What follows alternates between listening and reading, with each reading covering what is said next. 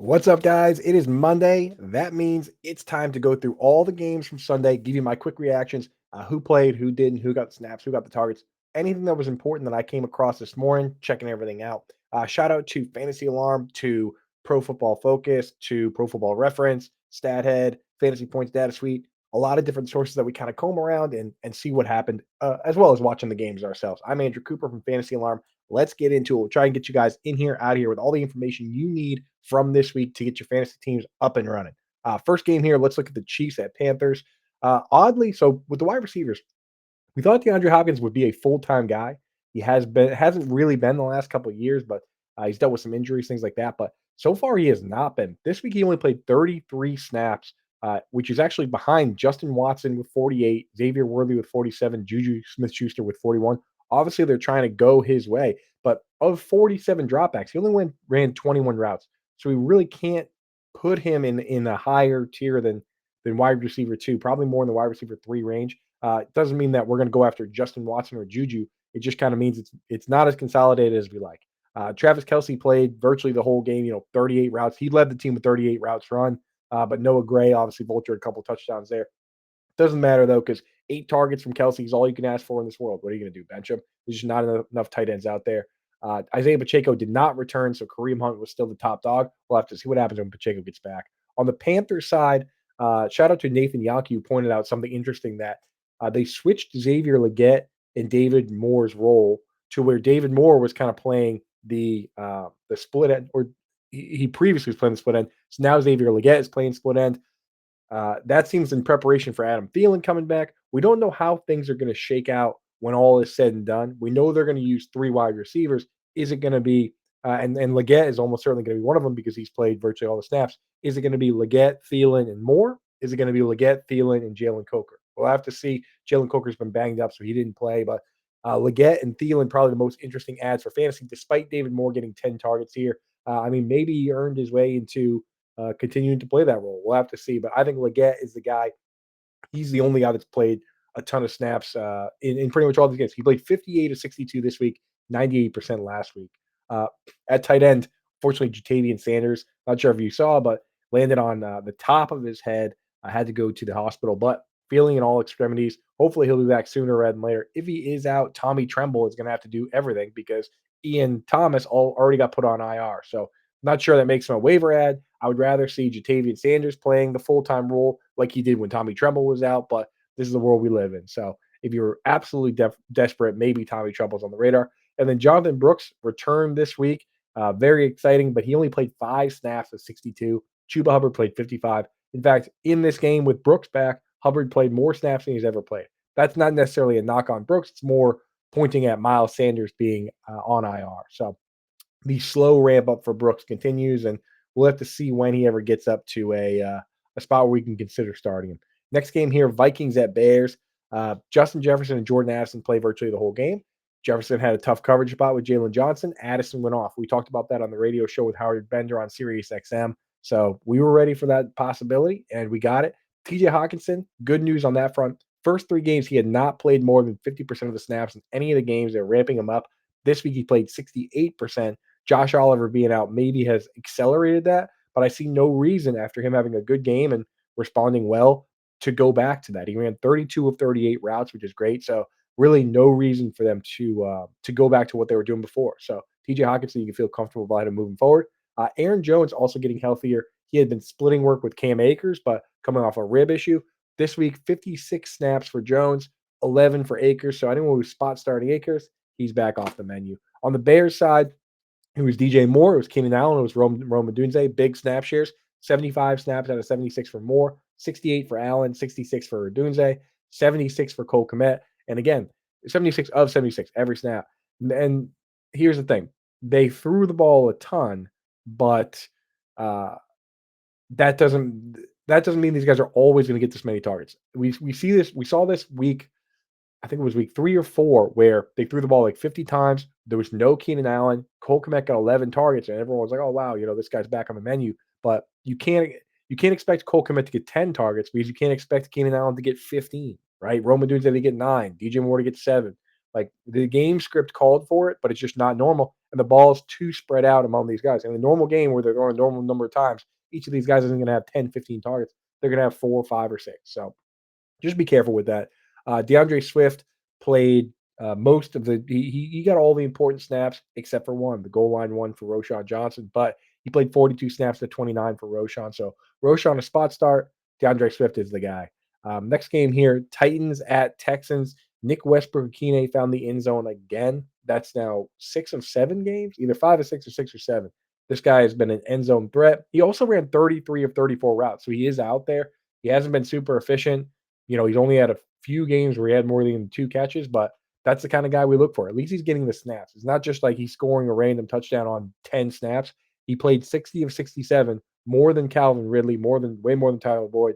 So it's Ridley and Nick Westbrook-Akine, guys you can consider. Chiga Okonkwo, he's more of a dart throw. Obviously, he can break off big plays like he did this week with his athleticism, and the schedule is good, but he's just not really getting the targets that we look for. And Tony Pollard dominated snaps with Tajay Spears out, 63 of 67, only 2 snaps for each of Joshua Kelly and Julius Chestnut. So good news for him. And Will Levis, we'll mention in the waiver article. All 3 waiver articles will bail on time as usual. So Will Levis has a really good schedule down the stretch for passing. So just keep that in mind in your deeper leagues. With the Texans here, you got Tank Dell and Nico Collins playing full-time roles. John Mechie also played a lot more. They're not using the fullback this year. They went away from Andrew Beck. That coincided with them bringing in Stephon Diggs. Not sure if it's for better or for worse in the grand scheme of things, considering the offense was pretty good last year. But that means Mechie's going to play more. But the targets went to Tank Dell and Nico Collins. At tight end, really difficult to trust Dalton Schultz. We pointed that out all offseason, not to go there. Not like you can go for Kate Stover either. He just scored the random touchdown. Joe Mixon was great as usual. Dare Gumbawali played a couple pass plays, but didn't even get a carry. So those guys are locked in. Next game here, Lions at Colts. Lions continue to march, be one of the best teams in all of football for a long time, going back to like some of those Patriots teams that were crazy, going back to the greatest show on turf. Like this offense is on that level. Amon-Ra St. Brown and Jameis Williams are your full-time wide receivers. Tim Patrick is kind of a part-time guy. 68 snaps for Amon-Ra, 60 for JMO. Tim Patrick was next with 36, so not really in the equation like those guys are. Sam Laporta came back, played 67 of 72 snaps, so he's healthy now. Got a few targets. It's just they spread the ball around so much. They run it so well. They don't need to pepper these guys with targets. You don't need to see Amon-Ra St. Brown getting 15 targets anymore. Sam Laporta getting 8, 9 because they just have Gibbs and Monty are so good.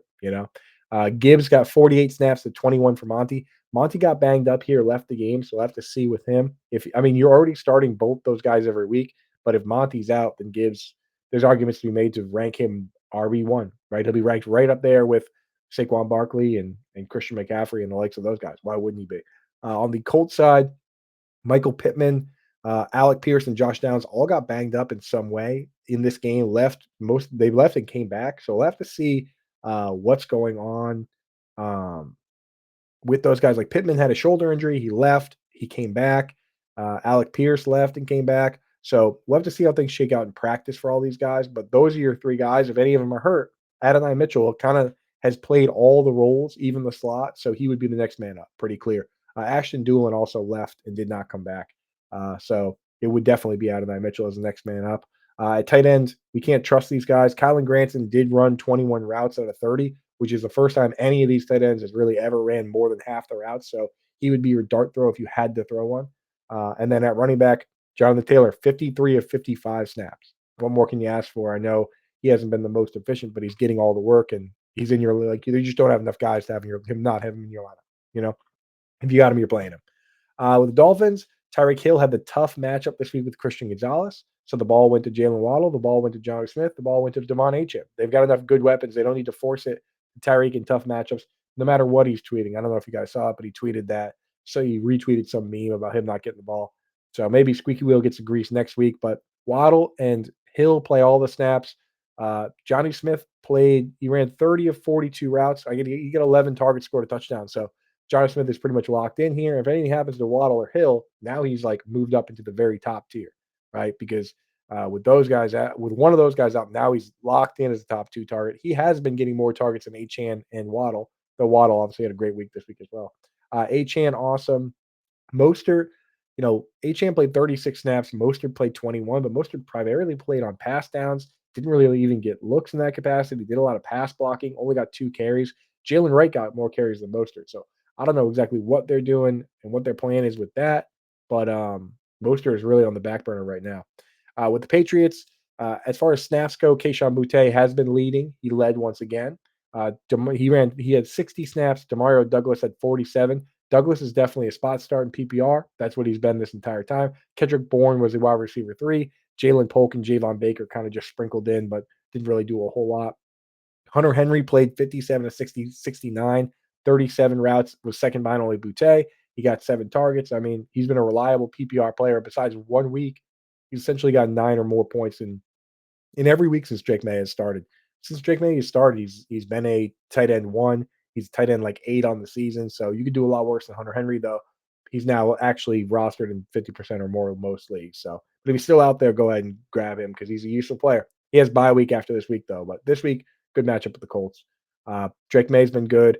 Ramondre Stevenson, I'm not sure if he left this game, but Antonio Gibson got a lot of work here. Stevenson had been playing a ton, but yeah, I'll have to circle back on that one. I couldn't find any information on why Stevenson left the game, or not really left the game, but why Gibson got more work than him. But Stevenson still got more carries, but a lot more pass downs for Gibson. Might have been game script related, but 30 snaps for Gibson, 29 for Stevenson, which puts Gibson on the streaming radar if you're desperate. Again, they play the Colts, so that shouldn't be too bad. Buccaneers, you had Mike Evans return, and he was his normal self for the most part. They sometimes ease these guys in for conditioning purposes. So it was Jalen McMillan and then Mike Evans on the outside, Sterling Shepard in the slot. They all ran 22 or 21 routes out of 32 because the game got kind of out of hand, and eventually at the end they put in some of the backups for some plays. Raheem Jarrett and Trey Palmer, but the starters are McMillan, Evans, and Shepard. So it's, Mike Evans is the guy, and then you can maybe look at the other guys. Not a great week for Cade Otton, but he did play 53 of 65 snaps. He led the team in routes run with 28 of 32. So the usage is still good, and he'll still be ranked pretty high for us, but we'll have to see how it shakes out. We knew Mike Evans would get more targets. Sterling Shepard getting more targets is not ideal, though. We need Cade Otton to remain a top 2 target on this team. So we'll keep an eye on that. Bucky Irving looked good on the ground. Rashad White, got some carries. So Rashad White had been getting the pass work. This is where the change kind of comes in this week. Bucky Irving ran more routes this week. 20 routes to only 11 for Rashad White. He got 6 targets as well, caught all of them. He was the best pass catching rookie coming out. So, that's good news for Bucky. Bucky's been locked in, but use these guys where you have to because neither one plays the whole game. But it's Bucky over Rashad White moving forward. On the Giants side, Malik Neighbors, didn't get a target in the first half. Then he was peppered in the second half. He told reporters that he didn't get a target until they were down by 30, so he was not happy with that. But it is Malik Neighbors and Wan'Dale Robinson as kind of the full-time guys. And then Slayton and Jalen Hyatt rotate a little bit. Only 34 or 59 snaps for Darius Slayton. Theo Johnson didn't have as good of a role as typical, but early in the game he did. Essentially, again, this team they turned into a blowout where everyone was playing the backups. He only ran 25 of 41 routes, but he got 6 targets. So Theo Johnson, not a bad option if you're desperate. He's already had his bye week. And again, we'll have to see if they stick with Tommy DeVito, go to Drew Lock. Who knows? Tyron Tracy fumbled, and Brian Dable kind of benched him, which that's what he does. That's what coaches like this do. They want to make a statement or say that's unacceptable. It is what it is. But they worked in more Devin Singletary and a little bit of Eric Gray. So it was like a 3-headed monster this week. Makes it tough to trust Tyron Tracy, but I think in most cases you still have to just start him. You know what I mean? It's like how many great running backs do you have that have the upside of a guy like Tyron Tracy? But we'll have to see what happens with the quarterback because if the quarterback is going to be as bad as Tommy DeVito, I would love to see Drew Lock, but if it's going to be as bad as DeVito, what do we expect this offense to do in general? Dallas Cowboys here. No Brandon Cooks after practicing all week. So it was Jalen Tolbert and CeeDee Lamb. Both played virtually the whole game. Tolbert ran 34 of 34 routes. Lamb ran 33 of 34. So they're both playing a ton. Luke Schoonmaker and Brevin Spann-Ford actually rotated. So Luke Schoonmaker didn't get the full Jake Ferguson treatment. He ran 20 of 34 routes. Spann-Ford ran 16 of 34. So he'll remain like like tight end 15, 16, 17 for us. He did score. So if you were spot starting for 1 week, while your guy was on bye. You got what you needed out of him, but you can't really trust a guy that's not going to play the full role in a role that already isn't like incredible, because the quarterback's Cooper Rush, or maybe it's Trey Lance next week. We don't know. Rico Dowdle led the pack, and he's the guy, 20 carries. So at least that's the case. Rico Dowdle locked in. On Washington side, it was Terry McLaurin and Noah Brown again. Noah Brown got 9 targets. So again, we keep him in the uh, our streamers article every week for a reason, because he's the wide receiver 2 on an offense that we like. That's his job. Zach Ertz also a streaming option every week. If you like Will Disley, you should also like Zach Ertz. They're virtually the same guy. I don't know why. Disley's been getting so much more hype lately. I think it's like, waivers. People get so excited about waivers. They want to move these guys way up in the rankings. They should be ranked back to back, these two players. Both fairly slow. They get targets. They might score, they might not. But Ertz scored 15 points this week. We'll see what Disley does tonight. The running back part is where it gets interesting, because Brian Robinson hurt his ankle early in the game, tried to play, couldn't do it. He left. Austin Eckler played in his spot at the very end of the game, but got a concussion. And it's hard for guys like that to clear, before I want to say they play on Thanksgiving.